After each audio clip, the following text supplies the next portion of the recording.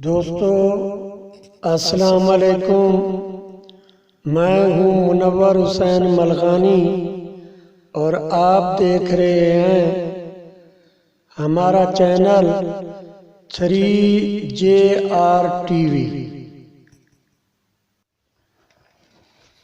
آج ہم ذکر کریں گے بیروہی یا برہاوی بلوچ کا۔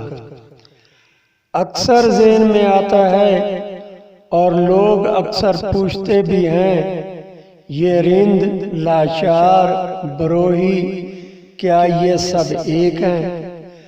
اگر ایک ہیں تو ان کی زبان جدا جدا کیوں ہے؟ جو بلوچی بولنے والے ہیں وہ اپنے آپ کو بلوچ کہتے ہیں اور یہ اپنے آپ کو بروہی کہتے ہیں۔ جب اتنی چیزیں مختلف ہیں تو پھر یہ ایک کیسے ہوئے؟ ہم آج ان سب سوالوں کا جواب تلاش کرتے ہیں۔ ان کا، جن کو ہم بلوچ کہتے ہیں، ان کا سلسلہ شروع ہوتا ہے واقعہ کربلا سے، جو سن 65 ہجری میں ہوا۔ اگر ہم آج کے دن سے حساب لگائیں تو ان کی تاریخ شروع ہوتی ہے آج سے 1435 سال پہلے۔ تو ہم نے ان 1435 سال میں تلاش کرنا ہے ان کی زبان دوسری زبانوں سے جدا کیوں ہے، ان کا لباس، کھانے، رہنے کے طریقے، شادی بیاہ کے رسم و رواج جدا کیوں ہیں۔ واقعہ کربلا میں ان کی تمام ہمدردی حضرت امام حسین علیہ السلام کے ساتھ تھی۔ امام حسین علیہ السلام کی شہادت کے بعد یزید اور ابن زیاد نے ان لوگوں کی تلاش شروع کر دی جو اہل بیت رسول صلی اللہ علیہ وسلم سے ہمدردی رکھتے تھے۔ حکومت کا خیال تھا یہ ہمارے لیے خطرہ نہ بن جائے۔ یہ وہ لوگ جو اہل بیت رسول صلی اللہ علیہ وسلم کے ہمدرد تھے، انہوں نے میدانی اور شہری زندگی ترک کر کے یہ پہاڑوں میں روح پوش ہو گئے۔ ان کا پہاڑوں میں کوئی معاش کا سلسلہ تو تھا نہیں، تو یہ قریب قریب کی آبادیوں میں لوٹ مار کرتے تاکہ یہ خود زندہ رہ سکیں، اور یہ گروہ کی صورت میں حکومت پر حملے کرتے۔ امیہ خاندان، جن کے دور میں حضرت امام حسین علیہ السلام کی شہادت ہوئی، انہوں نے ایک کم 100 سال حکومت کی۔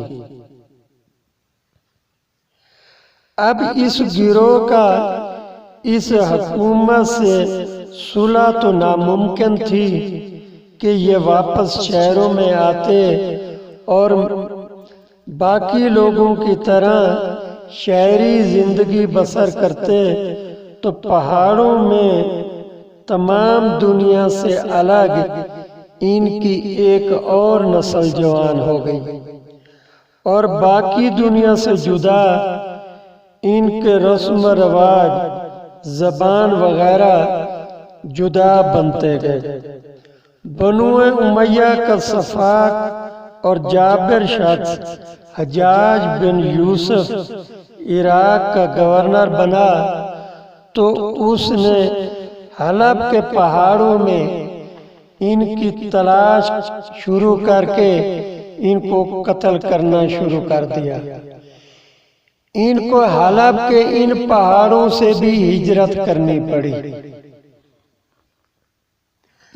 حلب کے پہاڑوں سے نکل کر یہ ایرانی پہاڑوں میں آ چھپے۔ ان پہاڑوں میں بھی ان کا کوئی ذریعہ معاش تو تھا نہیں، تو یہاں بھی یہ قریب قریب آبادیوں میں لوٹ مار کرتے۔ دنیا سے الگ پہاڑوں میں ان کی ایک سے دوسری، دوسری سے تیسری نسل جوان ہوئی اور ان کی زبان اور بود باش تمام دنیا سے الگ بنتے گئے۔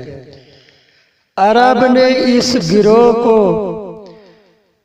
یہ جو لوٹ مار اور قتل و غارت کرنے والا گروہ تھا، اس کو بلوچ کہا، یعنی ویشی۔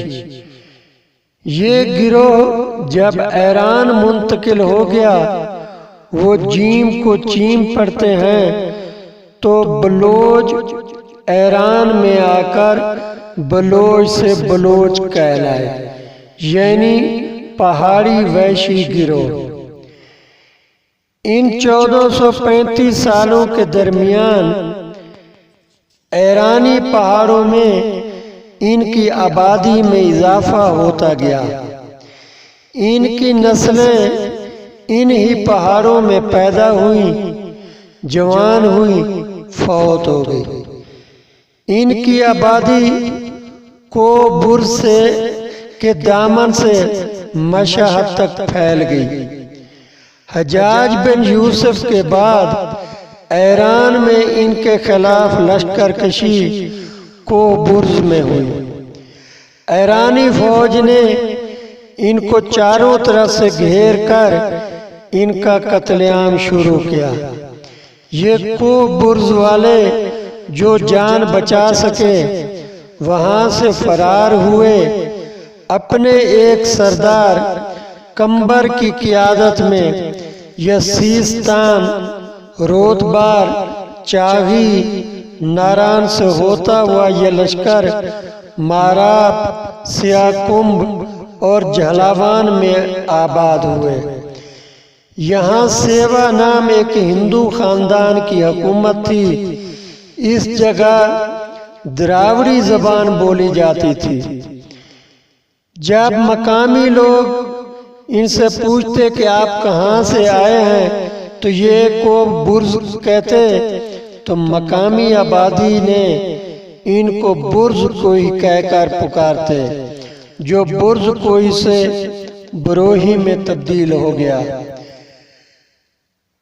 کرزبو میں جب ایرانی فوج نے ان کا قتل عام کیا اور یہ وہاں سے فرار ہوئے تو ان کی اکثر عورتیں تو قتل ہو گئی۔ جب یہ یہاں آئے تو یہاں آ کر انہوں نے مقامی لوگوں میں شادیاں کی۔ اس طرح ان کی زبان آپس میں مکس ہو گئی۔ ایران میں ان کے وہ گروہ جو کوبرز میں نہیں رہتے تھے وہ قتل ہونے سے بچ گئے، مگر وہ اتنے خوفزدہ ہوئے کہ کوئی 1 صدی تک انہوں نے کوئی بڑی لوٹ مار نہ کی کہ ایرانی ان کے خلاف لشکر کشی کرتے۔ کوئی 1 صدی بعد انہوں نے دوبارہ شہروں میں لوٹ مار شروع کر دی۔ ایرانیوں نے ان پر دوسری لشکر کشی گورنر بدر الدین کی قیادت میں کی۔ ایرانی فوج نے بغین کے مقام پر ان کو شکست دے کر ایرانی حدود سے باہر نکال دیا، اور یہ دوسرا لشکر جس کی قیادت میر جلال خان کر رہے تھے، پہلے گروہ سے قریب 200 سال بعد آیا۔ پہلے والے گروہ کو ہم بروئی اور بعد میں آنے والے لشکر کو بلوچ کہتے ہیں۔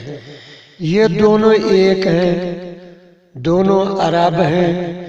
ان کو وہاں سے ہجرت کی وجہ بھی بتا چکے اور زبان جدا ہونے کی وجہ بھی۔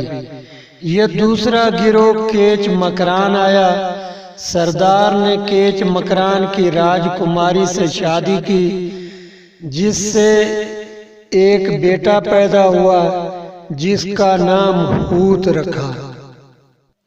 دوستو، اگر آپ نے ہمارے چینل 3JR TV کو سبسکرائب نہیں کیا تو کر لیں، گھنٹی کے بٹن کو دبائیں، شیئر کریں، لائک کریں۔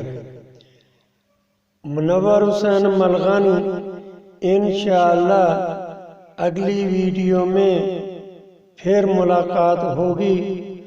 اس وقت تک خدا حافظ۔ پاکستان زندہ باد۔